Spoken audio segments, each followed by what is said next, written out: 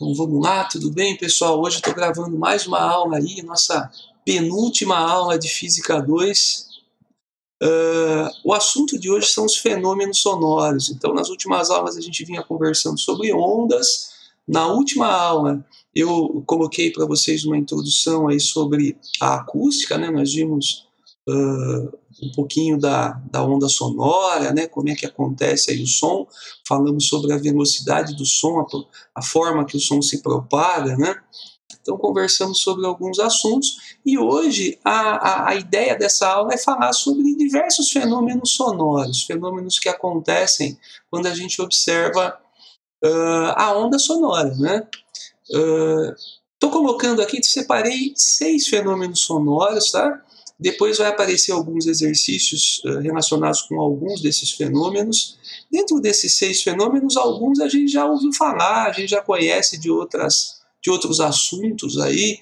Por exemplo, na ótica a gente falou sobre refração, falou sobre reflexão de ondas luminosas, né? E a onda sonora é muito parecido aí, né? Esses fenômenos, na verdade, são fenômenos ondulatórios, né? Não fenômenos luminosos ou fenômenos acústicos, tá? Mas a gente vai conversar também. Mas esses fenômenos, então, já conhecidos, a gente vai conversar mais rápido e eu vou focar em alguns que a gente, né, ainda não conversou, que são mais específicos aí para o som mesmo, né? Então, vamos lá? Vamos começar, então, por esse primeiro fenômeno aqui, a difração de uma onda sonora. Então, o que vem a ser a difração? A difração é a capacidade que uma onda tem de contornar um objeto, né, material. Tá? Então, é possível que as ondas contornem objetos. Né? Existe uma condição para que haja difração. As ondas, elas têm que ter o tamanho, né, o comprimento delas, o comprimento de onda, deve ser da mesma ordem do objeto que ela está tentando ultrapassar, tá? Então, da mesma ordem ou maior, né? Deixa eu dar uma olhadinha aqui, deixa eu mostrar para vocês. Olha uma situação aqui. Então, ó, fenômenos sonoros, difração. Então, eu estou comentando aqui ó, que o som contorna um obstáculo ou uma abertura que seja, né, que o obstáculo, contanto que o obstáculo seja menor ou da ordem de grandeza do comprimento de onda. Imagine uma situação assim, acho que tem um rio aqui, isso aqui acho que todo mundo já observou, né? A água do rio, então, vem passando aqui, né? Seguindo a sua correnteza, o seu fluxo, e aí aqui no meio a gente tem uma pedra, por exemplo, aqui no meio do rio. Quando a água chega aqui, ela divide, vem um pouquinho para cada lado, só que isso aqui não vai ficar dividido assim eternamente. Aqui atrás da pedra ela fecha de novo e continua o seu fluxo. Né? Então a gente percebe que as ondas, né, de uma forma geral, tá, fazem isso, podem contornar objetos, contanto que esses objetos tenham um tamanho apropriado. Se ele for muito grande em relação ao tamanho da onda, aí fica difícil dessa onda conseguir contornar. Né? É o que acontece, por exemplo, com as ondas luminosas. Então, tem muito aluno que pergunta, fala, bom, se a luz também é uma onda, então, por que a gente não percebe a luz contornando objetos? Né? A gente conversou sobre isso dentro da ótica. É difícil da luz contornar um objeto. A explicação é quanto ao tamanho das ondas luminosas. Tá? Então, a luz ela tem ondas muito pequenas. Então, por serem muito pequenas, a gente teria que ter objetos muito pequenos para elas poderem contornar. Então, teoricamente, é possível, sim, perceber a difração luminosa também, né? A gente teria que ter objetos muito pequenos. No caso do som, a situação já é bem mais simples aí da gente ver a difração, né? Porque, olha aqui o tamanho das ondas sonoras, né? Se a gente pegar aquela equação fundamental, V igual a lambda F, e considerar a velocidade do som, por exemplo, no ar, né? Aproximadamente 340 metros por segundo, né? E considerar uma frequência que pode variar de 20 Hz até 20.000, né? Nós vimos na aula passada que o som, na verdade, são vibrações de 20 a 20.000 Hz. Se eu colocar 20 aqui, passar dividindo, então eu vou ter 17 aqui, um tamanho de onda de 17 metros. Se eu colocar 20.000, que seria a maior frequência né, audível aí, se a gente passar o 20.000 e dividir, a gente vai ter 17 milímetros, né? Vai ter 0,017 aí, 17 milímetros, né? Então vejam, o tamanho de uma onda sonora varia nessa faixa aqui de 17 milímetros a 17 metros. É uma faixa bastante extensa, bastante grande, né? E os objetos, normalmente, né, são objetos nessa faixa mesmo de tamanhos. Então, a gente consegue observar aí a difração bem fácil, né? Se a gente tiver uma muralha, por exemplo, né, alguma coisa muito grande, então vai ficar bem difícil da gente ouvir o som do outro lado, né? Fica mais complicado. Agora, para objetos nessa faixa aqui, a gente consegue ouvir bem, então, o som contornando, né, o objeto, e a gente consegue ouvir do outro lado. Tudo bem? Então, difração é isso daí, pessoal, bem simples, né? Fenômeno bastante comum. Vamos ver aqui o outro fenômeno, interferência. O fenômeno da interferência, né, a gente precisou conversar um pouco sobre ele na aula sobre ondas estacionárias, né? Falei sobre ondas estacionárias, mas antes eu precisei definir aí o princípio da superposição, que na verdade é esse fenômeno da interferência. Dá uma olhadinha aqui, a gente já conversou sobre isso. Olha aqui, ó. Imagine duas pessoas mexendo numa corda. Esse primeiro cara aqui, o Breno, ele está mexendo, fez um pulso de onda aqui maior, né, com uma amplitude maior, botou um pouquinho mais de energia aqui quando ele mexeu na corda. Esse menino aqui, o Tomás aqui, né, ele mexeu na corda ao contrário, de baixo para cima, e fez um pulso ao contrário. Esses dois pulsos se encontrarem aqui no meio do caminho, né, a gente vai ter uma superposição das ondas, né? Aqui, elas vão colidir e a gente vai ter uma única onda se formando naquele momento, né? A gente chama então esse momento aí que as ondas se juntam aqui de momento de interferência das ondas. Então a gente imagina situações, né, muitas situações práticas a gente vai ter interferências. Por exemplo, quando a gente fala de ondas eletromagnéticas, né?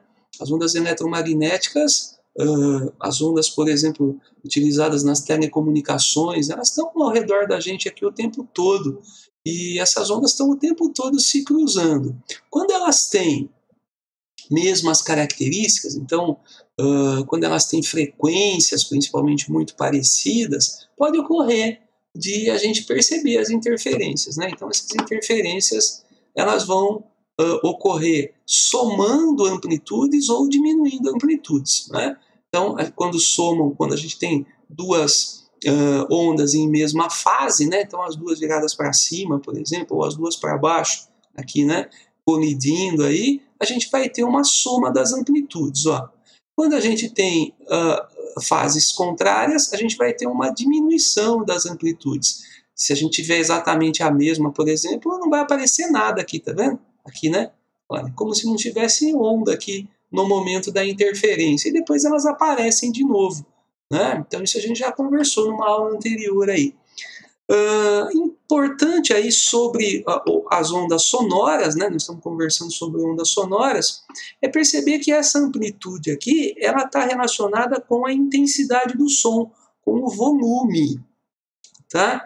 Então, quando a gente tem interferências sonoras, é como se tivesse acontecendo do som aumentar o volume e diminuir o volume muitas vezes, assim, repetidamente. Né? Isso acaba atrapalhando, por exemplo, a nossa interpretação do som. Né? Pega um aparelho de som, por exemplo, né? E você está escutando uma música lá, e você pega no volume e começa a virar o botãozinho do volume para cima e para baixo, assim, aumentar e diminuir rapidamente. Você não consegue entender direito o que as pessoas estão falando. Né? Então é isso que ocorre na hora da interferência. A gente tem os cruzamentos das ondas sonoras e aí a gente vai ter às vezes aumentando, né? E às vezes diminuindo essas amplitudes. E essa bagunça toda aí atrapalha na interpretação. Né? Isso acontece com várias situações, mas dentro da acústica, por exemplo, quando muita gente está falando ao mesmo tempo. Né? Então eu costumo dar esse exemplo aí na sala de aula, né? Todo mundo falando, às vezes todo mundo falando junto e tal. Então fica bem difícil se alguém perguntar alguma coisa, por exemplo, fica bem difícil da gente conseguir entender, porque todos os sons chegam, né, juntos e um interfere no outro, e aí a gente tem uma dificuldade da interpretação, tá bom? Então, essa é a ideia de interferências, tanto sonora como outras interferências aí que a gente já andou conversando, né? Bom, vamos lá. Continuando aqui, deixa eu ver se eu não pulo nada. Agora, a refração. Né? A refração é um assunto que a gente já conversou dentro da ótica. Eu acho que não é um assunto, né, que vocês então não conheçam, né? É um assunto bastante conhecido. E o fenômeno da refração, por definição, é quando ocorre, né, quando uma onda atravessa de um meio material para outro, ou do vácuo para um meio material. Né? Então, quando essa onda muda de meio material, ela acaba mudando a sua velocidade, acaba sofrendo várias mudanças. Né? Mas nós vimos aí nas últimas aulas que tem uma coisa que não muda. Né? No caso das ondas aí, uma coisa não muda, que é a frequência da onda. Tá? Então, eu estou até colocando isso aqui como observação. Olha, refração é quando a onda passa de um meio para outro. Né? O que acontece? A velocidade dela muda, né? Dependendo do jeitão aí, das características do meio, nós conversamos sobre isso, né? A velocidade da onda muda, o tamanho da onda muda também, a variação, né, no comprimento vai ocorrer aí, o comprimento de onda muda, mas a frequência se mantém constante.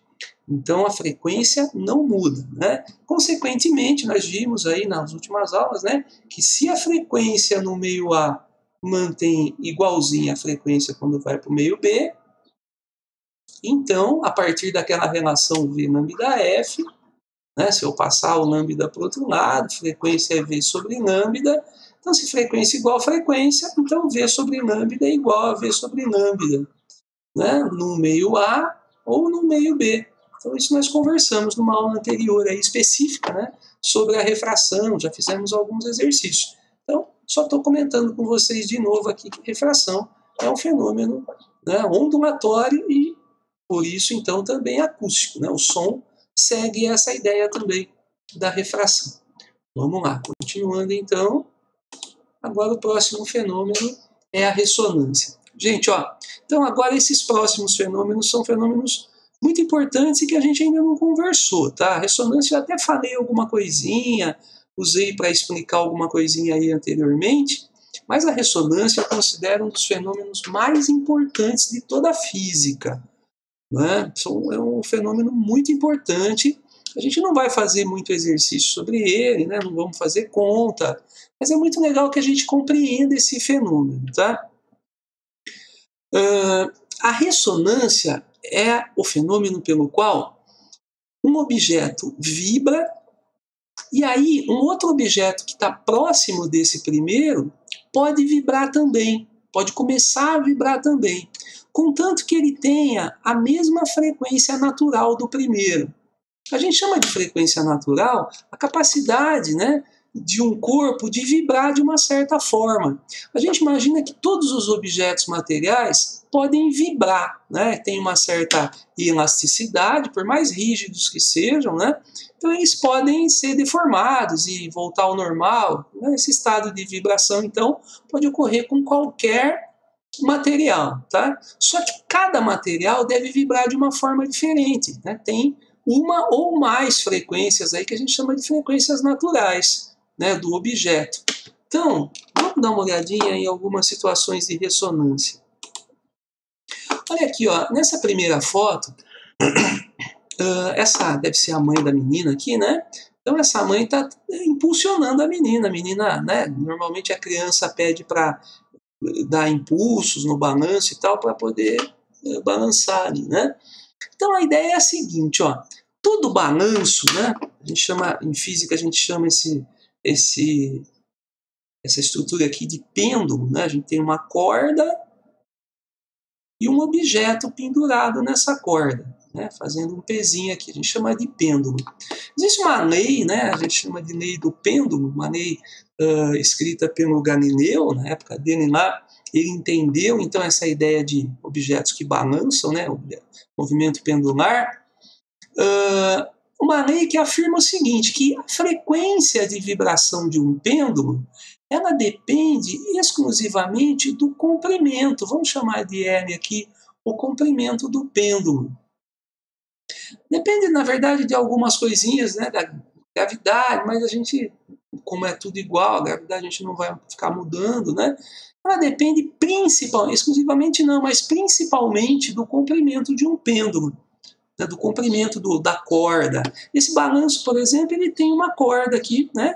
E de um certo comprimento. Então, por causa desse comprimento, o balanço aqui que vai acontecer, o movimento pendular aqui, o número de vezes que esse pêndulo vai balançar por segundo, por exemplo, né?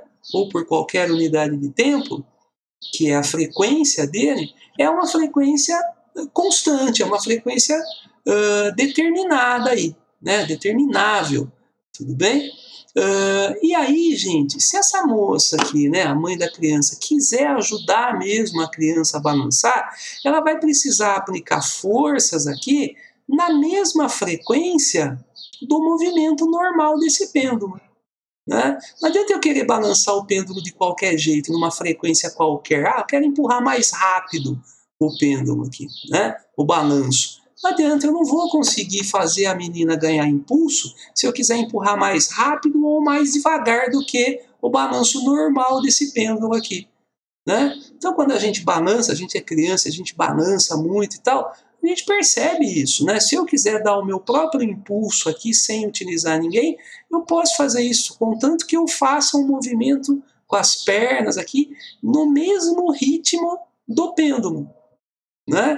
Quando eu faço isso, quando eu faço o movimento no mesmo ritmo do pêndulo, eu entro em ressonância com ele. E aí começa a aumentar o balanço aqui. Vai ficando cada vez maior esse balanço aqui. Todo mundo já teve essa experiência, né? De balançar e perceber isso daí, que a gente pode aumentar esse impulso, mas fazendo o mesmo ritmo, ditando uma mesma frequência, que é uma frequência natural desse pêndulo.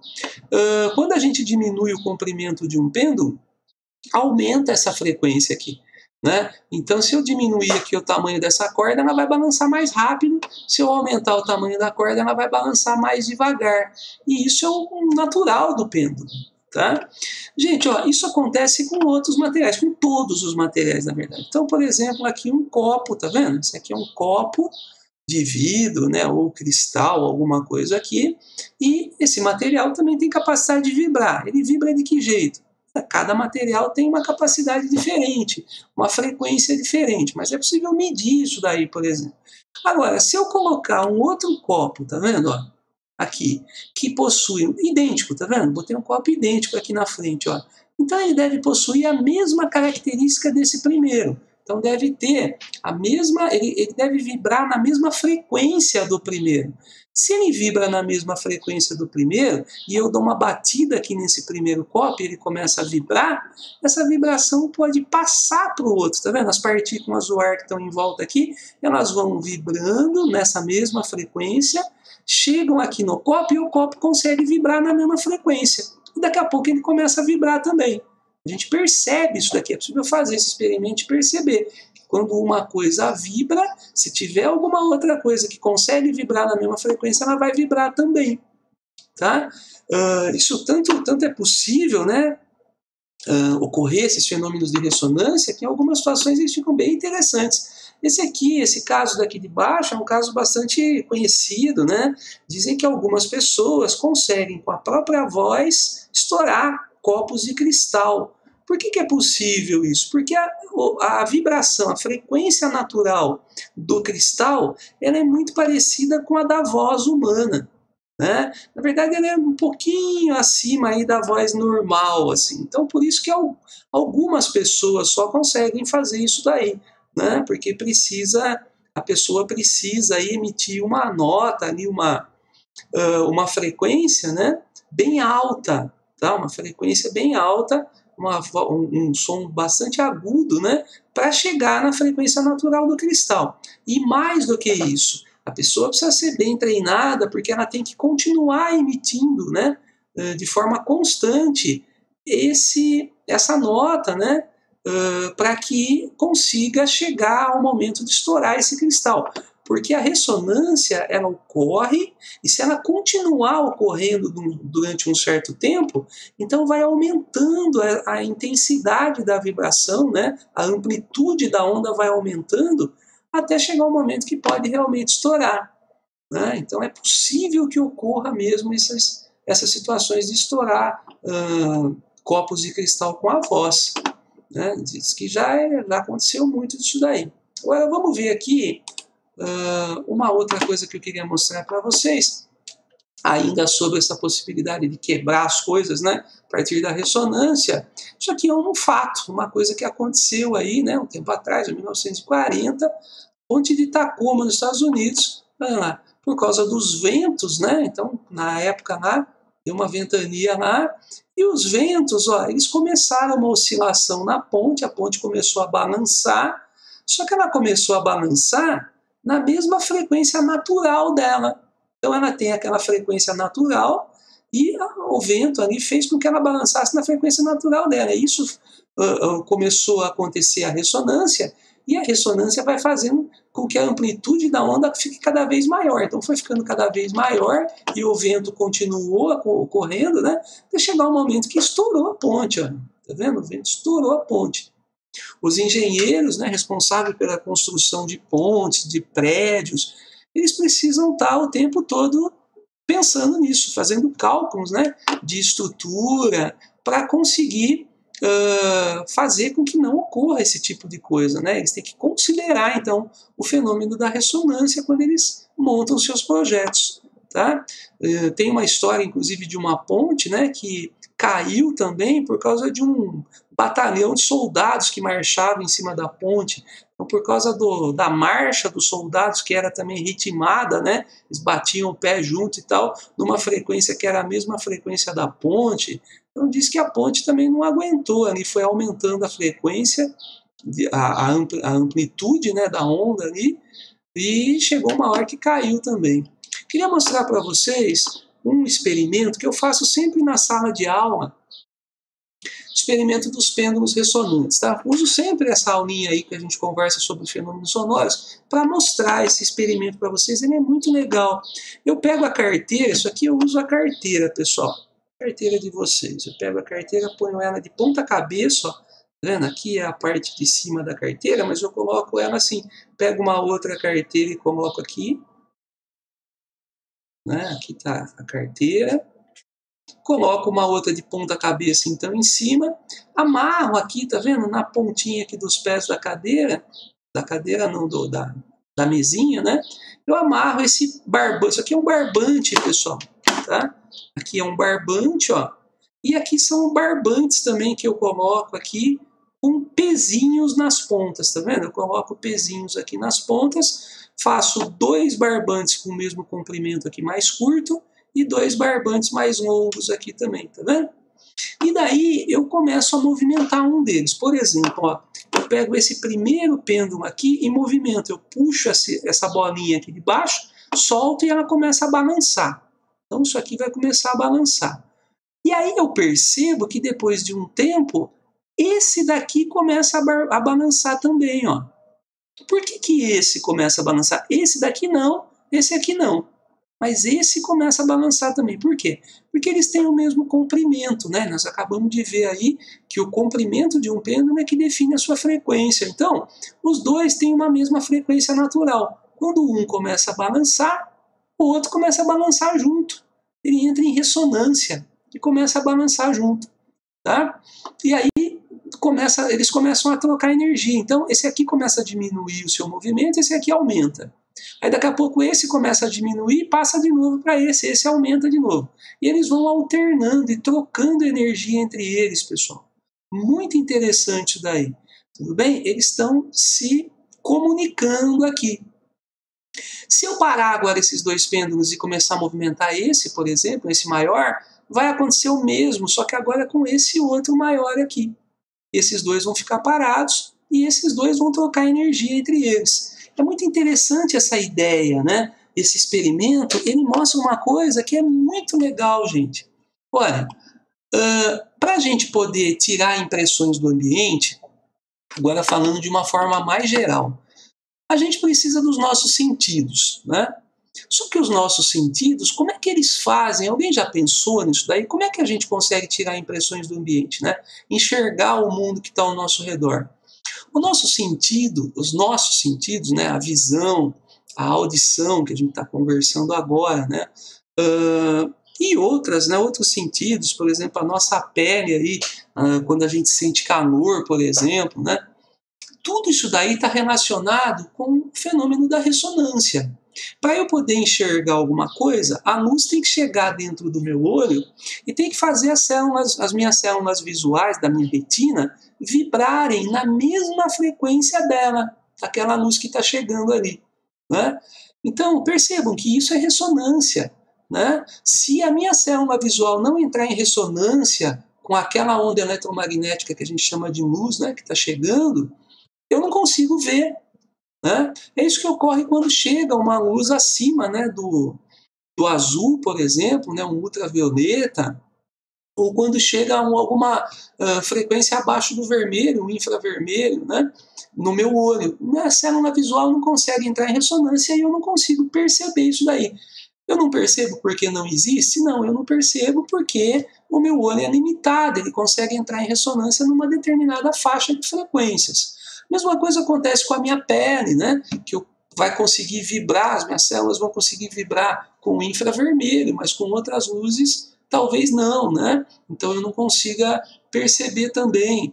E o mesmo acontece quando eu estou escutando alguém falando, né? Eu só consigo escutar de 20 a 20 mil hertz. Por quê? Porque nessa faixa de frequências, essa é a faixa de frequência natural do meu tímpano, e o meu tímpano consegue vibrar, então, nessas frequências. Apesar de ter uma faixa, né, até que grande aí de vibração, né? Mas ele não consegue vibrar de qualquer jeito. Então, muita coisa que está ao nosso redor, em termos de onda eletromagnética, em termos de onda mecânica, né? Muita energia, muita coisa que está ao nosso redor, a gente não consegue perceber. A gente consegue perceber um tantinho do real, do que realmente existe. Todo o restante a gente não consegue perceber naturalmente, mas a gente pode, por exemplo, em algumas situações, utilizar aparelhos, né, medidores para detectar. Então, uma onda, por exemplo, de rádio, eu não vou conseguir detectar porque né, a minha pele ou o fundo do meu olho ali não vai conseguir entrar em ressonância, mas uma antena, por exemplo, já consegue fazer isso, entrar em ressonância, e a gente consegue captar ondas de rádio, de TV, né? Então, é isso que eu queria comentar com vocês, né? Por que eu acho tão importante esse fenômeno da ressonância? Porque ele mostra, né? Olha, nesse experimento a gente percebe muito bem isso, né? Se eu sou essa pessoa, tá vendo? Olha, isso aqui sou eu. Isso daqui é uma outra pessoa. E eu consigo me comunicar com ela. Mas se existisse alguma outra coisa aqui, né? E existe muita coisa que tem frequências diferentes, né? Então, eu não consigo, se eu sou essa pessoa, eu não consigo perceber essa daqui e essa daqui. Para mim, isso aqui não existe, porque eu não consigo me comunicar. E essa daqui e essa daqui conseguem se comunicar, então, para mim, isso aqui existe. Então, vejam que o que a gente acha que é real, o que a gente acha que existe, né? Na verdade, é só o que consegue entrar em ressonância com a gente. É o que a gente consegue perceber a partir de, né, do natural mesmo, né, do que a gente tem como órgãos de percepção das coisas, né, ou medidores que a gente já conseguiu fazer aí para detectar, né? Bom, então isso é a ideia da ressonância, tá, gente? Falei bastante sobre isso porque eu acho que é bastante importante mesmo a gente entender, tá bom? Então, olha aqui, ó, aqui no final, algumas observações. Então, a ressonância, ó, todo sistema físico vibra em uma frequência natural. Pode haver uma ou mais frequências naturais. Sistema físico recebe energia, né, é excitado com frequência igual a uma das suas frequências naturais. Então, ele vai ser excitado com frequência igual a uma delas, né? Então, se eu tiver várias frequências naturais, se eu receber uma delas, eu vou vibrar também. E ele fala aqui, ó, passa a vibrar com amplitudes cada vez maiores. Isso é bem importante também. Então, se eu mantiver a ocorrência da ressonância, né, vai chegar uma hora que a vibração vai ficar com amplitude muito grande, aí pode ocorrer certos problemas. É o caso dos terremotos, por exemplo. Né? Os terremotos, pessoal, só uma observação sobre terremotos, isso cai muito aí em todo lugar, né? A gente tem construções que são mais altas, construções que são mais baixas, né? Construções muito altas.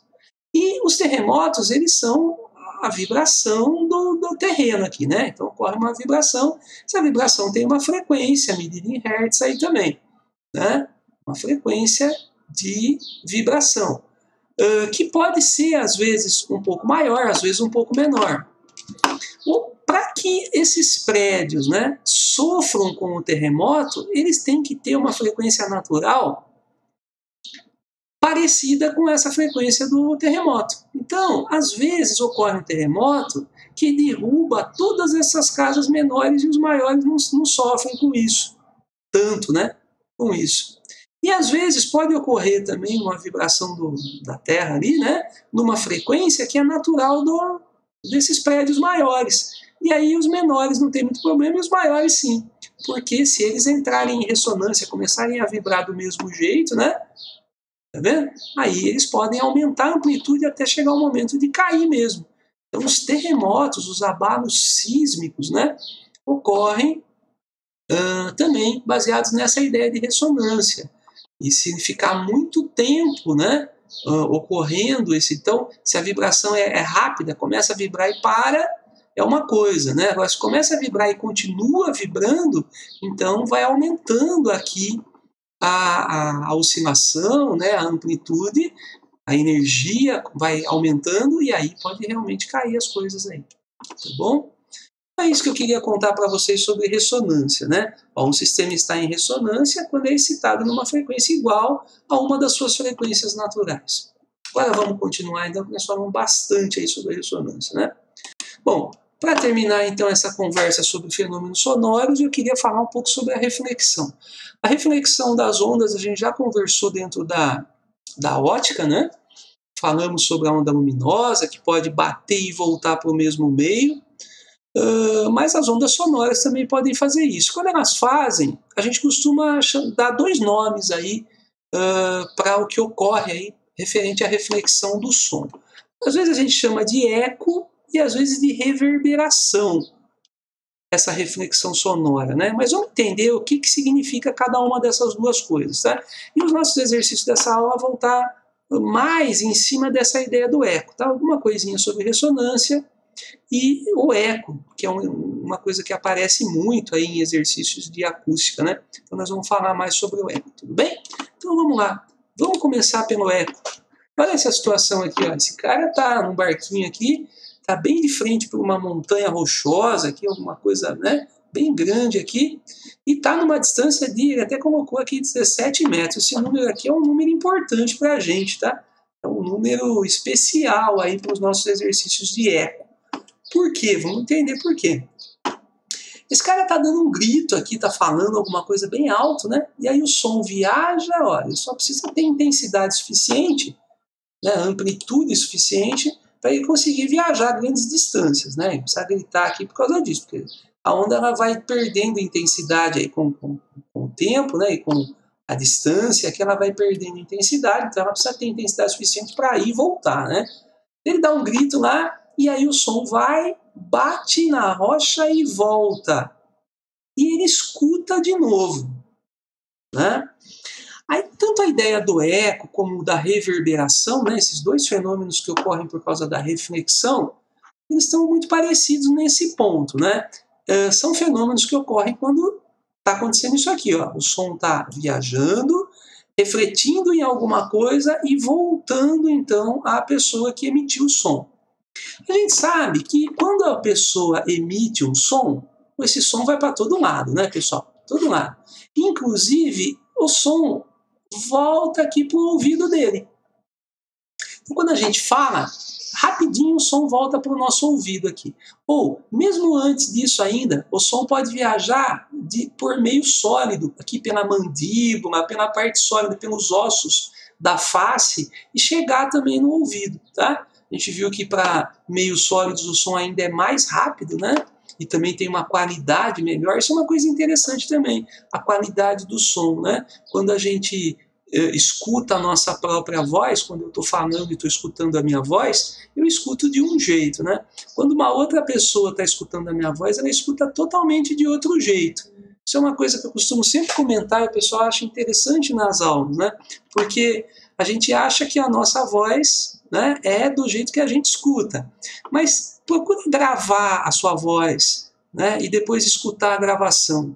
A impressão é que a voz na gravação não é a voz da gente, porque a gente não está acostumado a escutar a nossa voz se propagando pelo ar, assim, e voltando, né? Que é o caso da gravação, tá? Mas todas as outras pessoas escutam desse jeito, né? Então a gente escuta por meio sólido, a gente escuta a nossa voz aqui, ó, né, se propagando com uma qualidade melhor, e a gente tem uma diferença aí, então, na qualidade desse som, tá? Bom, voltando lá para o eco, né? A ideia é a seguinte, ó. As pessoas, né, de uma forma geral, toda pessoa que está escutando alguma coisa, ela só consegue diferenciar dois sons se eles estiverem numa distância, num intervalo de tempo, de 1/10 de segundo. 0,1 segundos. Se eu conseguisse, por exemplo, emitir dois sons que estão num intervalo de tempo menor que 1/10 de segundo, eu não conseguiria distinguir esses dois sons. O meu cérebro interpretaria os dois sons como um único som, escutaria uma vez só. Imagina, por exemplo, uma torneira, né, a torneira da minha pia que eu larguei meio aberta e está gotejando. E ela começa a cair gotinhas ali, gente. Cai uma gotinha, depois cai a outra, né? Depois cai a outra. Se os intervalos forem maiores que 1/10 de segundo, eu vou escutar o barulho de uma gotinha, da outra, da outra. Se começar a cair mais rápido essas gotinhas, vai chegar uma hora que o intervalo entre elas vai ser menor que 1/10 de segundo. E aí eu passo a escutar um barulhinho constante. Um barulhinho só, constante, que a gente não consegue mais diferenciar um do outro. Tá? Então o nosso cérebro ele funciona assim, só consegue escutar dois sons distintos, diferentes, a um intervalo maior que 1/10 de segundo. Tudo bem? Então, veja o que está acontecendo aqui. Quando eu falo, eu escuto o som direto aqui, né, pela minha mandíbula, na parte dos ossos. Eu escuto também o som que sai e vem aqui para o meu ouvido. Eu escuto o som que reflete nas coisas e volta para o meu ouvido. Eu deveria escutar muitas vezes a mesma coisa. Só que o que acontece? A maioria das vezes, todos esses sons chegam ao meu ouvido em menos de 1/10 de segundo. Então, meu cérebro pega tudo isso, esse pacote de sons, junta tudo e interpreta de uma vez só. E a gente entende o som que está chegando uma única vez. Então, na verdade, não é que a gente está escutando uma vez só. A gente está entendendo esses sons de uma vez só. O cérebro faz isso. Imagina que ele não fizesse, que a gente se escutasse muitas vezes a mesma coisa, a gente não ia conseguir interpretar direito as coisas, né? Então o cérebro tem essa capacidade de fazer isso, de juntar tudo, né? É tipo um processador de computador, né? De juntar, interpretar e dar uma resposta para a gente, uma única resposta. Só que se esses sons ocorrerem a um espaço maior que 1/10 de segundo, então o nosso cérebro vai achar que são duas coisas diferentes. E ele vai escutar duas vezes. E vejam que nessa distância, olha aqui, ó, a gente considerar, velocidade é distância pelo tempo. A gente considerar a velocidade do som no ar aproximadamente 340 metros e considerar um tempo de 0,1 segundos, que é o tempo que eu precisaria para ouvir de novo, né? O mínimo tempo aí para eu conseguir ouvir duas vezes alguma coisa. Se eu fizer em x isso aqui, eu vou ter um ΔS de 340 vezes 0,1, isso é 34 metros. Quer dizer, se o som viajar 34 metros, indo e voltando, então vai levar mais de 1/10, vai levar 1/10 de segundo. Então, se eu andar, se eu tiver uma distância de mais de 34 metros Isso considerando ida e volta, né? Então, o que seria só a ida? Metade disso, 17 metros, tá vendo? Olha, então, se eu tiver uma distância maior de 17 metros aqui de alguma coisa, né, e o som viajar, bater e voltar, ele vai levar mais do que 1/10 de segundo para chegar no meu ouvido. E aí eu vou escutar de novo. Então é bem simples assim. O eco, então, olha, ocorre toda vez que eu consigo emitir um som, lógico, com intensidade suficiente para poder bater e voltar, né, e a uma distância de mais do que 17 metros. Aí vai levar mais do que 1/10 de segundo para voltar, e aí eu vou escutar de novo e vou perceber o eco. A gente pode falar uma palavra e ouvir a palavra inteira de novo. Isso é que é o eco, tá? Com perfeição. Então isso é o eco. Vamos continuar aqui, deixa eu ver. Olha, o eco ele tem diversas aplicações. Então a gente tem esse aparelhinho chamado sonar, né, que foi desenvolvido para os submarinos, para os navios, para detectar coisas que existem no fundo do mar, por exemplo, né, e que não podem ser observadas. Às vezes a água ali não permite, né, que a gente enxergue. Então o sonar ele resolve esse problema, né, da gente conseguir observar as coisas ali. Né? Isso aqui deve ter feito uma falta enorme lá no Titanic, né, pessoal? Continuando, o sonar ele funciona emitindo ondas, né, de frequência bem alta, né, ultrassons, aqui, ondas acima de 20.000 Hz. Então ele emite esses sons, o som vai, bate e volta, e ele capta de novo o som. E aí, a partir do tempo que levou para ir e voltar, é calculado, fazendo a continha, né, ver distância pelo tempo, tá vendo? Eu sei a velocidade de propagação da onda na água, é um valor de tabela, eu sei quanto tempo levou para ir para voltar, né? Tudo bem, porque eu meço isso aí a hora que eu capto a onda de volta, e a partir desse tempo e dessa velocidade, né? Aqui a gente usa só metade do tempo, porque precisa só de uma distância aqui, eu vou calcular só uma distância, não ida e volta, né? Então eu uso só metade desse tempo, faço uma continha de vezes aqui e acho a distância que o objeto está. Isso aí é feito a todo instante, né? O tempo inteiro aqui é feito esse cálculo pelo computador ali do sonar, né? E ele consegue, então, descobrir a que distância estão os pontos aqui. Ele consegue pegar todos esses pontos e mapear e jogar numa tela, e a gente consegue ver, então, como é que está a coisa lá embaixo da água. Isso é muito legal, né? Esse mapeamento que é feito pelo sonar. Outro aparelho muito parecido com o sonar é aquele ultrassom que normalmente as mulheres gestantes, né, fazem para ver os seus bebês, né? Então, esse aparelho funciona da mesma forma. Ele é colocado aqui na superfície da pele, né, na barriga da mulher, por exemplo, e ele emite ultrassons e consegue mapear também como é que está a coisa aqui. A gente consegue ver, né, a criança ali dentro da barriga. Muito interessante também. Então, esses aparelhos, eles funcionam emitindo ultrassons e recebendo de volta, né, que é o eco desses ultrassons.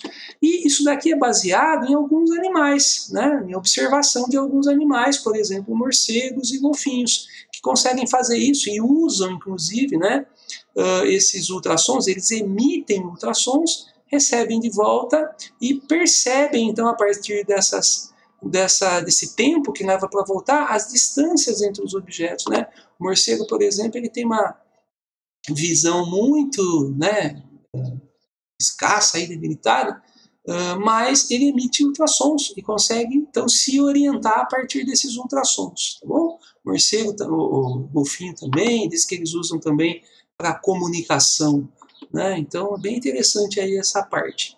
Bom, gente, vamos lá. Continuando aqui, aqui vem a reverberação. Então, eu tinha falado para vocês que a reflexão, né, pode ocorrer eco ou reverberação. Veja esse exemplo aqui de reverberação. Imagina um salão aqui, né, aberto, um salão bem grande aqui, mas essa pessoa está tocando e essa outra pessoa está escutando. A pessoa, ela escuta diretamente, aqui o som pode passar diretamente, chegar no ouvido da pessoa, mas ela também vai escutar esse som toda vez que o som refletir em algum lugar e voltar para o ouvido dela.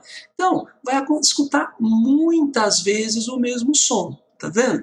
Só que às vezes a distância é menor do que aqueles 17 metros que são necessários para que a gente escute, né, várias vezes com perfeição aqui o som. Então, nesses casos, a gente vai ter o som chegando antes do cérebro terminar de interpretar o anterior. E aí a gente tem uma bagunça, né, onde a gente nem vai conseguir entender muito bem o que o cara está tocando aqui. Isso acontece, por exemplo, em igrejas, né, em salões. Às vezes uma pessoa tenta falar alguma coisa de um lado do salão lá e a outra pessoa não consegue entender muito bem o que ela falou, que a primeira pessoa falou, por causa dessa reverberação aqui. Então a reverberação ocorre também pela reflexão das ondas sonoras, só que de uma forma um pouco diferente, porque o tempo, né, para o som chegar no ouvido foi menor, e não foi suficiente para que o cérebro interpretasse com perfeição isso daí, tá bom? Mas os dois casos, então, tanto a reverberação como o eco, são casos muito parecidos de reflexão do som. Então, conversamos muito nessa aula, essa aula ficou bem longa, né? Mas agora a gente já está terminando e agora eu vou falar um pouquinho sobre os exercícios. Os exercícios de vocês talvez dê um pouquinho de trabalho, um exercício ou outro, mas a gente conversa especificamente sobre eles. Aqui eu estou mostrando dois casos, aqui dois exercícios envolvendo o som, né? O eco, que é o que mais se cobra, né, dessa parte aqui. Então vamos ver o primeiro. Esse aqui está bem simples. Ele fala assim: o eco é um fenômeno sonoro que ocorre quando o som reflete num obstáculo e é percebido pelo ouvido humano, depois de um intervalo de tempo de 0,10 ou 0,1 segundos, né? 1/10 de segundo. Júlia, Marina e Henrico estão brincando em frente a um obstáculo. Vejam aqui, então, eles brincando aqui na frente dessa parede aqui, por exemplo, né? E se encontram distanciados conforme a figura a seguir, né? Estando eles não alinhados, essa coisa de ficar não alinhado é porque pode ter alguém que fale: ah, mas então ele não escutou direito porque tinha alguém na frente dele e tal, né? Mas a gente sabe que ele escutaria por causa da difração, né, pessoal? A onda passaria aqui sem problema por causa da difração. Mas vamos lá, continuando. Estando eles não alinhados e considerando a velocidade do som 340 metros por segundo, quando Henrico emite um som, então imagina que esse Henrico aqui gritou alguma coisa aqui na frente da parede, né? Então esse som vai bater e vai voltar, vai refletir na parede. O eco pode ser escutado perfeitamente apenas por... Então vejam as distâncias, olha. Essa primeira aqui, a Marina, ela está a 15 metros, né? Então o som vai viajar aqui, né? A Marina vai escutar a hora que chegar no ouvido dela aqui, mas depois o som vai passar, vai bater e vai voltar, mas só que o som vai viajar 30 metros aqui, né? 15 para ir, 15 para voltar, até chegar de novo no ouvido dela. E aí, viajando 30 metros, o som vai chegar em menos de 1/10 de segundo. E aí vai juntar tudo e ela não vai escutar eco, ela vai escutar de uma vez só esse som, uma única vez. Agora, o próprio Henrico aqui, que está a 18 metros, né? Então vai levar, olha aqui, ó, mais de 34, vai andar, né, o som vai caminhar mais de 36 metros aqui, né, então mais de 34 metros para voltar, então mais de 1/10 de segundo para ele ouvir, ele vai escutar o eco. E a Júlia, lógico, está mais distante ainda, né, então ela vai escutar o som aqui uma vez, e depois o som vai voltar e ela vai escutar de novo, né, por estar mais distante do que 17 metros do obstáculo. Então a resposta correta aí é que o Henrique e a Júlia, né, os dois estão distantes aí o suficiente para que ocorra o eco. Tudo bem? Exercício bem simples, não envolvia a conta, né? Agora vamos para um outro aqui, ainda sobre o eco. Patrícia ouve o eco da sua voz direta, né, refletida por um grande espelho plano, no exato tempo de uma piscada de olhos, após a emissão. Adotando a velocidade do som no ar como 340 metros por segundo e o tempo médio de uma piscada igual a 0,4 segundos. Então, ele fala que o tempo que ela levou para escutar de novo foi o mesmo tempo de uma piscada. Então, 0,4 segundos. Olha, nesse exercício eu tenho a velocidade do som que vai ser considerada aí, 340. Vamos lembrar que essa velocidade do som não é uma constante não, hein, pessoal? Ela varia em relação a muita coisa, né? Então, nós já vimos isso daí.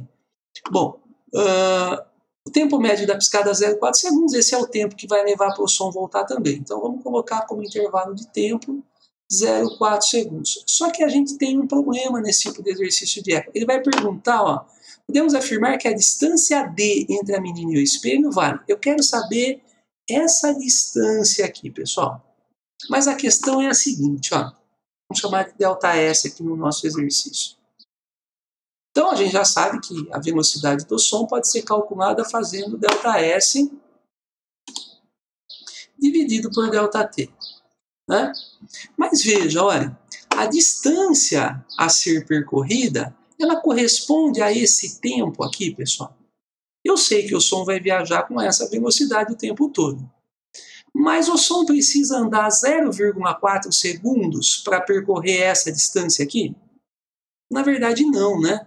Porque o som vai sair dessa menina, ele vai viajar até o espelho e vai voltar em 0,4 segundos. Esse 0,4 é o tempo que ela levou para escutar novamente.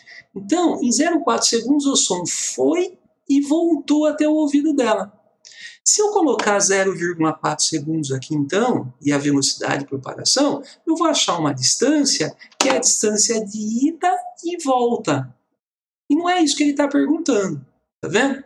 Tenho duas saídas, então, para esse exercício, gente. O probleminha de eco costuma aparecer muito esse caso, tá? Por isso que eu estou deixando como exemplo para vocês. Prestar bem atenção nisso daí, tá bom? A gente costuma achar que é muito simples, né? Só fazer uma continha e acaba errando nessa parte aí. Então, olha, se eu fizer a conta com esse tempo que ele me deu, eu vou achar a distância de ida e volta. Poderia fazer isso, né? Então, fazer aqui, ó, 340, a distância eu não sei, mas o tempo é 0,4. Se eu fizesse a continha em x, eu teria 340 vezes 0,4, né? Então, aqui é o mesmo que 4 vezes 34, 136 aqui, ó, metros. Só que esses 136 metros seria a distância de ida e volta, mas a pergunta é, qual é a distância da menina ao espelho? Então, a distância D que ele está me perguntando seria o 136 dividido por 2, né? Que é os 68 metros ali. Essa seria uma forma de fazer. E a outra forma, que eu acho que é mais interessante do que essa até, seria pensar não no tempo de ida e volta, mas no tempo só de ida, ou só de volta, que é metade desse tempo aqui, né? Se eu tivesse usado no lugar do 0,4, 0,2 segundos, né? 2 décimos de segundo, que é o tempo que o som deve ter levado para chegar no espelho, ou para voltar dele, né? Então eu faria a continha e chegaria já direto aqui em 68 metros, né? E já estaria descobrindo, então, realmente a distância da menina até o espelho, tá bom? A resposta correta aqui, 68. Exercício que é bem simples, mas que tem esse probleminha do tempo aí e que deve acontecer com vocês aí nos exercícios de vocês também, tá? Por isso que eu quis colocar como exemplo. Gente, essa aula ficou longa, tá? Mas eu precisava falar bastante coisa, né? Coloquei bastante coisa nessa aula. Muita teoria, bem legal que vocês assistam com bastante calma, né? Mais de uma vez se precisar, entender algum fenômeno específico, principalmente esses que a gente conversou só nessa aula, né? E depois que vocês entenderem bem, aí passem para os exercícios, tá bom? Eu não tô, os exercícios estão bem simples assim da parte teórica, acho que não vai ter muito problema, mas talvez tenha alguma conta que vocês tenham dúvida, a interpretação de alguns, né? E aí a gente vai conversando durante as aulas, tá bom? Muito obrigado pela atenção, tá? Essa aula deu um pouco de trabalho, mas se vocês prestarem bem atenção, tenho certeza que vai valer a pena aí, tá bom? Obrigado, pessoal. Até a próxima.